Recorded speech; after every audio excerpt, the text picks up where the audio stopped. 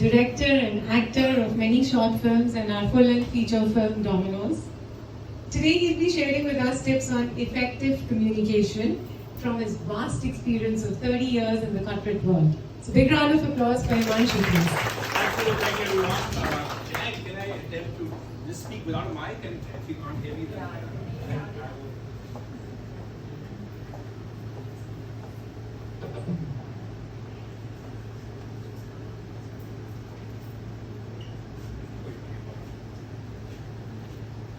Okay, so can you hear me at the back? Yeah. Okay, can you hear me at the back there? Yes. People in the bathroom, can you hear me? Yeah. Maybe. Okay guys, thank you so much. I've been very inspirational speakers before, and I hope I can also contribute something to you. I was listening to Sujata and I was like, man, I'm in trouble.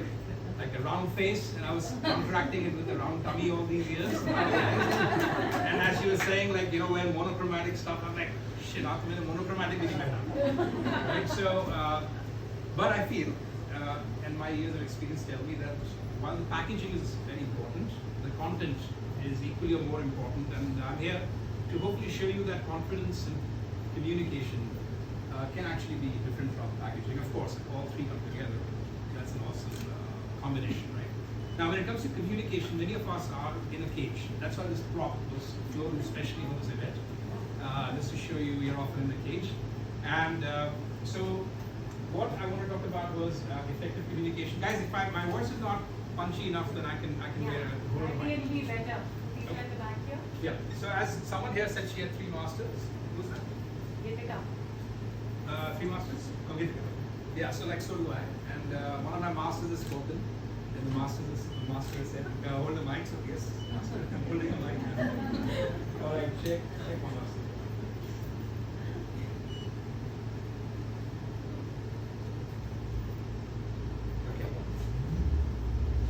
Takes a moment to come on. Okay, is that better? You prefer that? Okay, so when it comes to communication, I'm just going to share with you very quickly what I really learned. And one of the biggest things when I moved to Singapore about 20 years back, what I learned was how to be a much more effective communicator. I was suddenly in rooms filled with a lot of these big corporate guys and from Microsoft and all of that, lots of big ego in the room, including my little small ego as well, and all of that stuff, and how to balance that, right?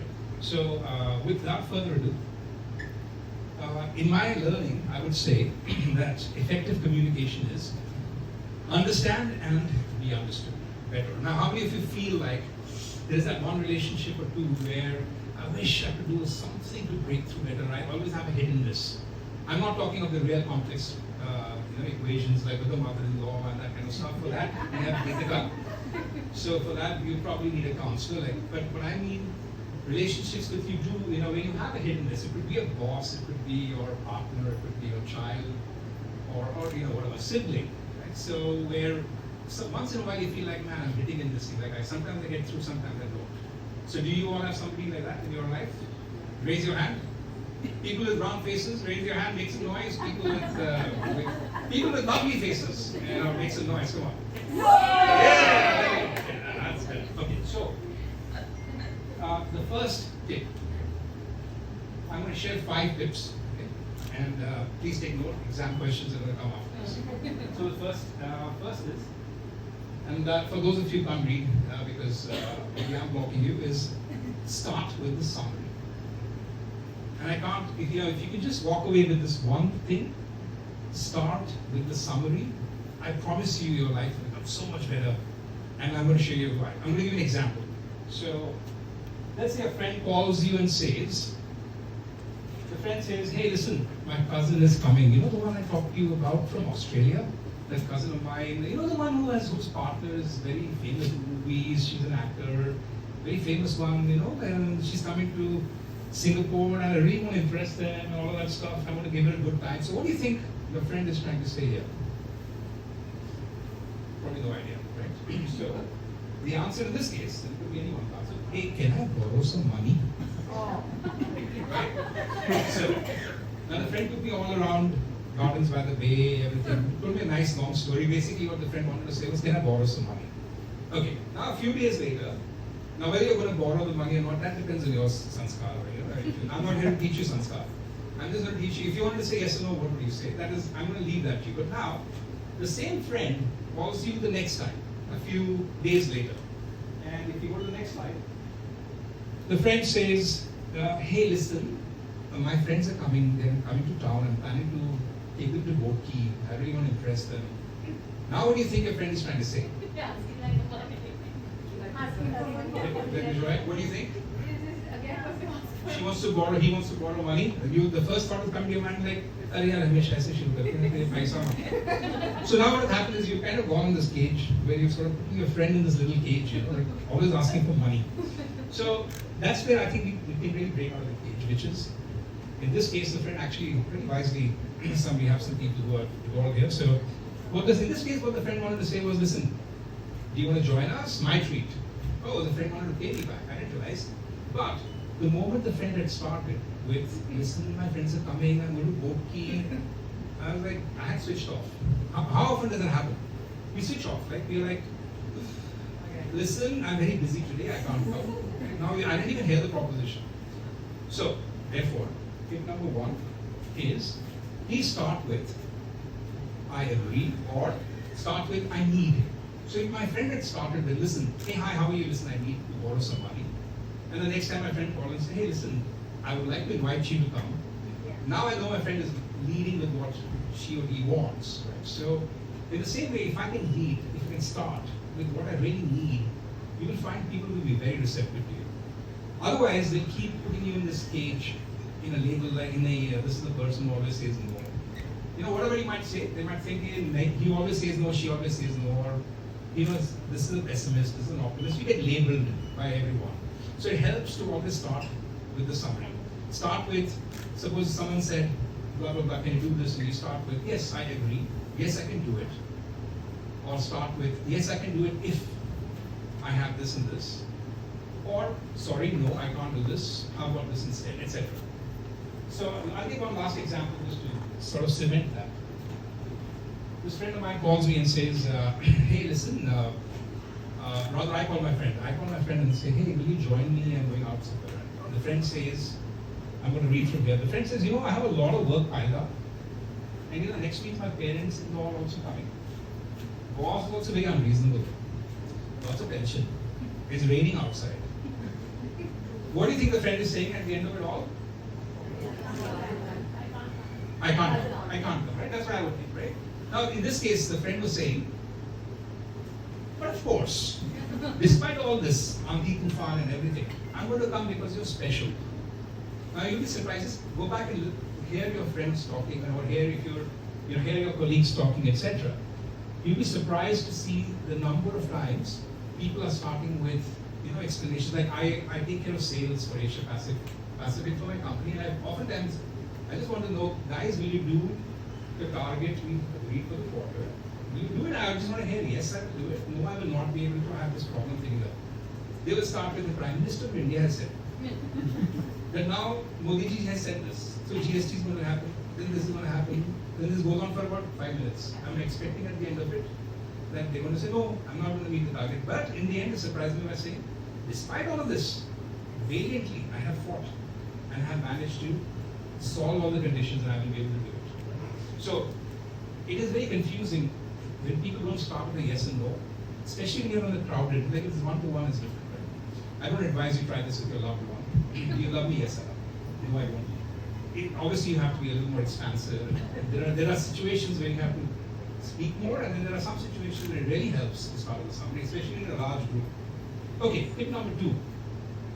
Was that helpful? Yes. Yeah, just try that out and catch yourself. Try it out when you go home or back to work or whatever, and catch yourself. And the moment you start getting too expansive, and you find people are like losing attention, especially nowadays, the attention spans are very small. So, the second one, focus on the content, not the container. And it took me some years of sort of maturity, which is still going on, work in progress. But I found that this can really elevate your relationships, not just your communication. And so by this I mean, suppose I'm sorry some of you can't see it there, but suppose I sent you a garbage truck with garbage in it. Would you open the gates of your house for this garbage truck with garbage in it? No. So I sent you a bad container with bad content. Right? You would not open it, the doors of your house. Few people would. The next scenario, I sent you a golden truck. I sent you a nice shiny golden truck and it had garbage in it. Now I concealed the garbage. I mean, it was sort of like hidden. What would you do? Would you open the doors of your house? No, because in this case you've seen the garbage. Suppose you've not seen the garbage. It was all like golden, nice, shiny, it was covered and everything. Okay. I'm going to hold you to that. You'll be surprised how often people say, hey, you're looking so nice. Thank you. It's a compliment, it's a fake compliment. It's a golden truck. But inside they're really trying to take the leaky out of yours. Some people are not sincere. And some people are, but in a certain scenario, some people may not be being sincere with you because they kind of give you a nice golden shiny truck. You're allowed to go garbage to garbage, right? And you took it seriously. The third scenario, I sent you a really shitty truck, dirty looking truck. And you can't see what's inside, but inside actually are gold coins. Gold coins. Enough to retire in Singapore, ladies and gentlemen. Right? And as Sharina can also help you with the property and everything, so it's all organized, you know. Once you have this truck, you're like you can really retire here, right? So, would you allow this truck to come in? Now you're saying, of course. Now seriously, now think about it. Yeah, packaging man, but I've sent you a shitty truck, a really stinky truck. It's like, it's so old, it's like dilapidated and everything, but inside are golden coins. But it's covered, it's kind of covered. Huh? It's not like everything's so obvious. Not that it's obvious, I'll take the truck. Right? But it's kind of like covered. You can't see the gold coins so easily. You have to look inside. You have to make the effort to look inside. Would you make the effort? Would you really? So now what happens is, most of the communication breaks here. And you think about people who really care for you. But we have the hardest challenges with them. Like the mother, think of your mother or your father, somebody in your life, could be your partner. Sometimes they're saying things to you which really hurt the hell out of you, like you get angry with it. But what they're really doing is, in a bad truck, they're sending you good wishes. They're sending you well meant, well-intended wishes. For example, when suppose my wife would say, hey, I think you really need to lose weight. And suppose she did not say that in a nice golden truck, and she said like, hey man, like the shirts aren't fitting. That would to me be like a bad truck, but inside were actually golden coins, right? What she really meant was some really well-intended advice. But all of us, most of us, block out this truck which has gold coins in it. Just because it came in a bad packaging, we throw out the container. So if you could just be very watchful when you're talking to people and the words are harsh, try to look behind the words and to see the intent of what they're really trying to say. Pay attention to the intent rather than what is actually being said. Both ways. If the words are very sweet to hear, but actually they're hollow or misleading, that's the opposite scenario where you're getting bad content into the whole good container. And of course, last thing, if you really want to be a good communicator, then put a shiny truck with shiny gold coins, right? So say things which help people like feel motivated, etc. Okay, moving on. Third, little harder to do, like sort of going up in degrees of difficulties, listening without an ego. And by an ego, I mean not just when you think you're superior, but the opposite also.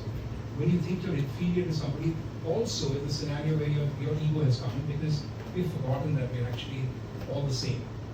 Now I believe we're all from the same God, we are one God energizes us, but even if you don't believe in God, I do believe we're all the same.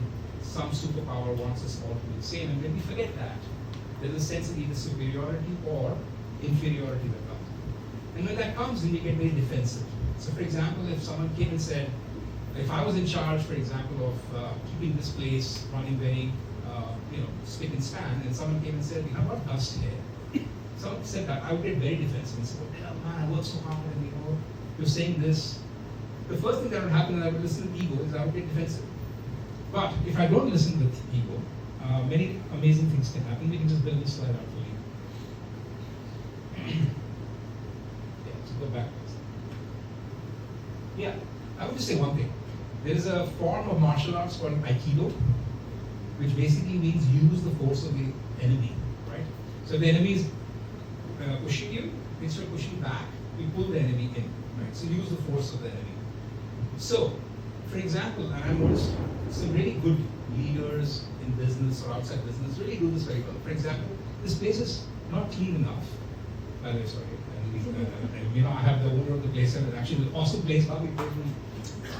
Yeah, sorry about that. But for instance, if this is my place, if this is my office, and someone says, "Hey man, this is not in place," instead of getting defensive, I have seen good leaders say, "You're absolutely right." That's why I have been saying I need that special machine, that special vacuum cleaner. I need those extra 3 people to come and work here. That's why I've been asking for all that. So instead of pushing against it, we pull it and say, "No, you're right. I agree with you, and therefore I need extra things." And sometimes they get it. And I've seen good leaders really do that. Instead of fighting and getting defensive, they use the authentically. Obviously, we do it authentically. It has the best success. But try this. In whatever work scenario you are, or whatever home scenario you are, instead of getting defensive about things, just say, "Right, it's a problem. How do we fix it?" And you actually end up getting resources. Akshita, no? Is it agree?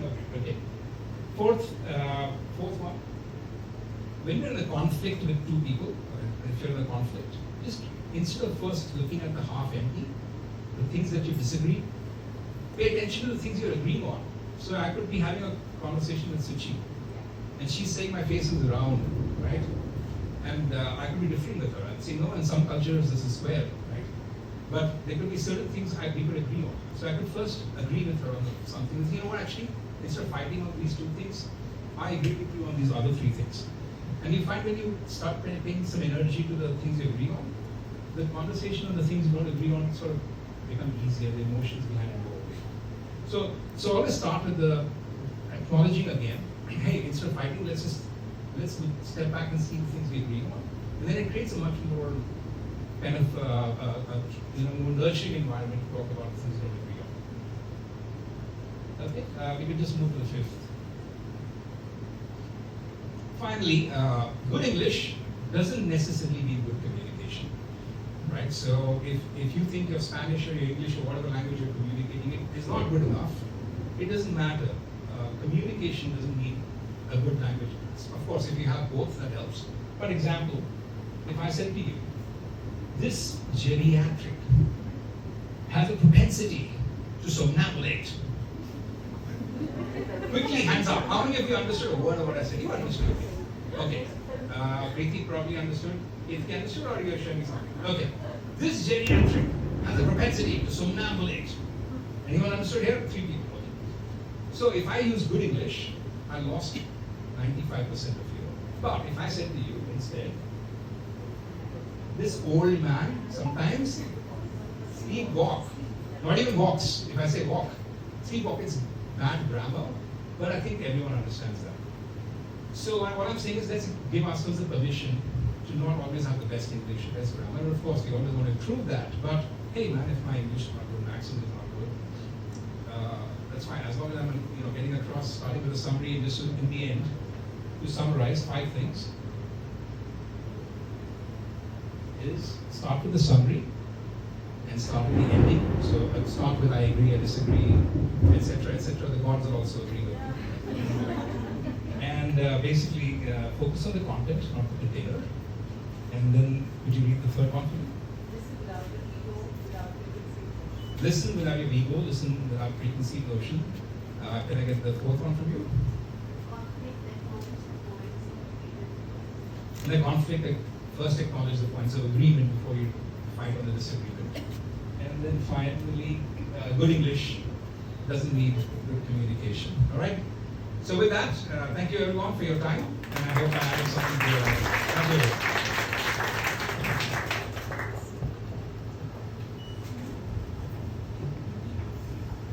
you. All right, before we set up Gayatri for the makeup artist, do we have any Q&As here? We have about 2 minutes while we're setting her up.